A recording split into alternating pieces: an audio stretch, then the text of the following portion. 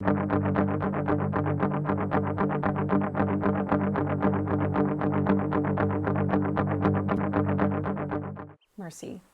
by Alyson Shelton.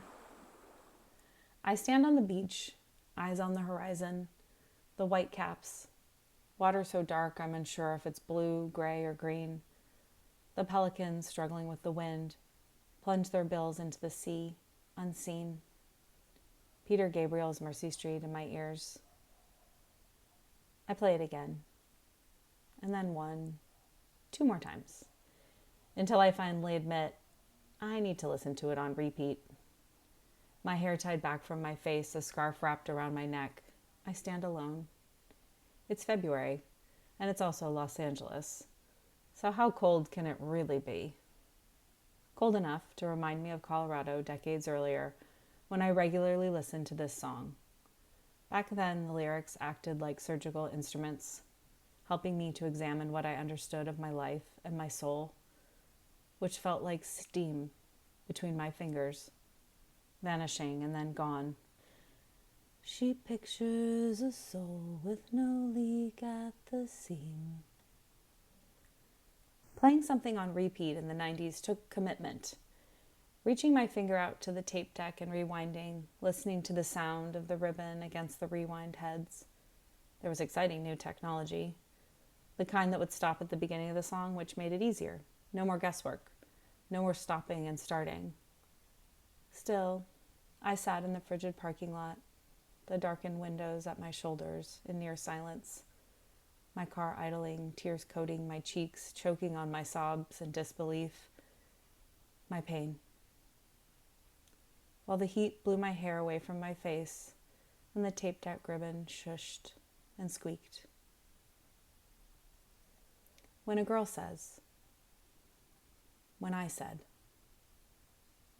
no, please stop.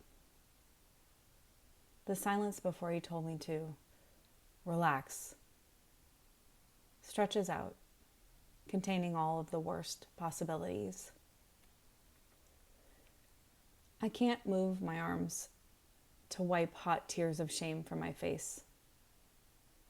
In the surprise of my life, I realize I can't move at all. I don't struggle or punch, kick, or scream. Instead, I plead and then go silent. I've lost all bearings, all understanding of how to be. I freeze. I disappear to a place that feels so familiar. I'm certain I've been there before. The rewind button pops out. I take a shuddering breath, pull my sleeve from under my jacket, and mop up my face. The snot, the tears, everything, and prepare to begin again. The goal is to sob until I run dry. For that moment, for that night, so I can step into the kitchen, smile, and eat dinner without opening the way for more questions. I don't want to talk about it. I don't know how to talk about it. And his song helps. After all, words support like bone. Grief for the life I knew, now lost forever, is something that follows me. Signposts that marked my way, a family that I could imagine believed me, goals that lay ahead, sure to be achieved.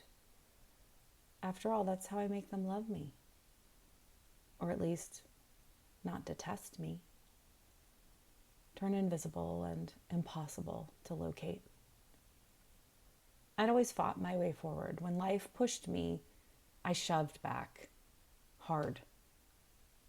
But now I'm adrift. I wonder, what's the point? What do I do now? Why do anything at all? Some people call it a nervous breakdown. I did. It's not clinically accurate, but it paints a picture. It creates a doorway into a time and place when the seas of life are rough and we can barely stay afloat. The water no longer embraces us. Instead, it pulls us under. and leaves us gasping for air. And the song provided a mirror, back then and now, a portal to that girl who needed more than anything to know. I am not alone. I am not the only one who lived through a cataclysm. My life then was like a slow motion car wreck, turning everything upside down and right side up so many times that it became impossible to recognize anything at all. Swear they moved that sign. Nothing was as it once seemed.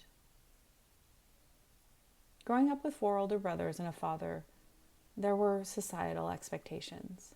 These boys, these men, will protect and love me. But then they didn't. Not at all. Instead, they holler, they protest, they demand that I stop bringing up the past. Even as the tide recedes and reveals what lay beneath all along, they order me to stop, remembering, asking questions. But tides don't work that way, and neither do I. I'm too curious, too dogged. I need to understand even as the answers cause me to further unravel. I feel insane. Which makes perfect sense. I grew up with the specter of insanity. Everyone called my mom crazy, and her mother died in a mental institution. There is a chillingly cold comfort into turning into the very thing they all believed you would become. Weeks after I sat in my car sobbing, I found the writing of Sylvia, the bell jar, of course, and her poetry, her incisive intellect, her seething rage. Again, I am reminded I'm not alone. But I don't want to end up like her, Anne Sexton, whose poetry shows me another brilliant woman who couldn't survive this world. Pulling out the papers from drawers that slide smooth. This line hits me as I trudge up from the beach. Is Peter Gabriel talking about a mental institution? Where else do drawers slide smooth? Offices, hospitals, efficient places that take care of us or make us disappear. My heart pounding in my chest from the walk or the anticipation, knowing that there is something in his song that's spoken to me for all these years, something to learn. And there is. Peter Gabriel was inspired by Anne Sexton's 45 Mercy Street when writing Mercy Street. He's singing about her and her poem.